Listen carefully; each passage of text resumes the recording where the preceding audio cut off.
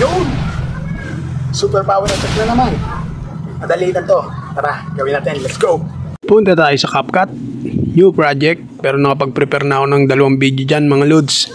2 video na may sasakyan na gagamitin natin at yung mukhang taong yan. Na-style na maghahami-hami with kunyari. Na kunwari patatalsikin o paatrasin yung sasakyan. Unang step natin, focus muna tayo dyan sa sasakyan dahil ibababa natin yan gamit ang overlay. Second step, drag muna natin. Tapos punta tayo sa opacity. Then galawin lang natin yung itlog nyo. Yung bilog na yan. Yan, ibaba lang natin hanggang sa lumabas na yung mukhang taong yan. Ginamit ko ang opacity para magtugma yung tao at yung sasakyan sa pagdating ng sasakyan at yung pagkumpas ng mukhang taong yan. Yung kunwaring sinuntok yung sasakyan. Split muna natin yan, tapos burahin muna natin yung hindi natin kailangan. And adjust lang natin yung sa baba. Magtugma siya. Kung di kayo makontento, lagyan natin speed para medyo sumakto yung paglapit ng sasakyan sa mukhang taong yan.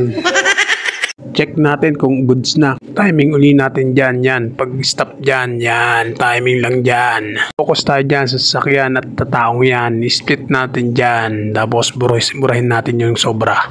Focus pa rin tayo dyan dahil babalik natin sa dating opacity nyan. Balik uli natin sa 100. Yan. Hindi pa tayo tapos dyan dahil i-duplicate natin yan. Copy natin. Next, focus tayo dyan sa kinapi natin dahil i-reverse natin yan. Yung kunyaring tumalsik na pagkasuntok ng mukhang tao. Piliin natin yung reverse. Antayin lang natin siya. Ay, hugot.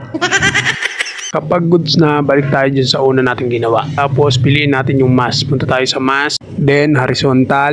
Galawin lang natin yan. Tapos, timing natin dun sa may dulo ng kamay. Yan. Sa pagitan ng van. Pati yung mukhang taong yan.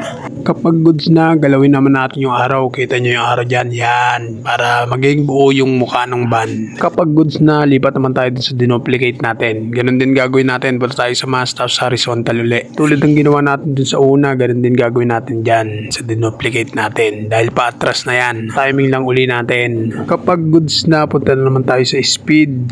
Lagyan natin yung speed yan. Pabibilisin natin yan. Normal. Tapos galaw-galawin lang natin yung itlog na yan. Yan. Nasa inyo kung gaano kabilis ang gusto nyo dyan. Check natin kung ano ang kalalabasan. Ganyan ang kalalabasan yan. Yan. Focus pa rin tayo dyan sa dulong yan. Yan. Hold natin tapos atras natin doon. Ipantay natin sa dulo. Yan. Check natin pag goods na. Siyempre sa pag-atras nyan may kasamang ibang sasakyan yan kasi may nahagip pa kung ibang sasakyan pag-atras kasi nag-adjust nga tayo. Focus tayo dyan, tapos split natin, tapos punta tayo sa remove background natin yan. Then custom remove, tapos brush natin yung ban na yon, yung maliit na yon, babrush natin. Papulahin lang natin siya. Kapag goods na, check natin kung wala na siyang kasabay na sasakyan na ibang sasakyan. Next natin, lagay naman tayo ng smoke effect dyan. Tayo maglalagay sa may pagsuntok niya, yan, dyan. Add overlay, tapos pili lang tayo dyan. Dapat may nakahanda ka ng smoke effect dyan. Next, piliin natin yung splice, tapos filter, yan, nawala na yung black background niya. And adjust natin doon, tapat natin doon sa band, doon yung pagsuntok niya. Check natin kung goods na yung timing niya, yan.